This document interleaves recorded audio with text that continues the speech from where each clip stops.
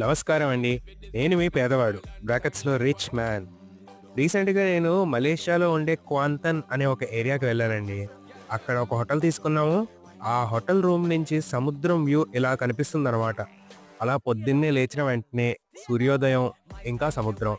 చూడ్డానికి చాలా బావుందనుకోండి. ఈ హోటల్‌లోనే పైన పిల్లలు ఆడుకోవడానికి రకరకాల స్పోర్ట్స్ ఉన్నాయండి.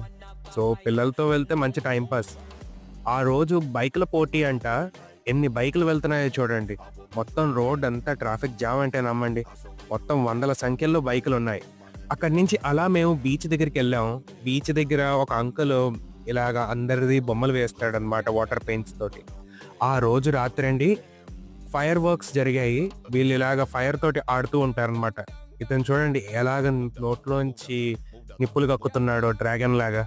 మీరు కూడా ఎప్పుడైనా మలేషియా వస్తే మీ లిస్ట్‌లో క్వాంతను కూడా యాడ్ చేసుకోవచ్చు.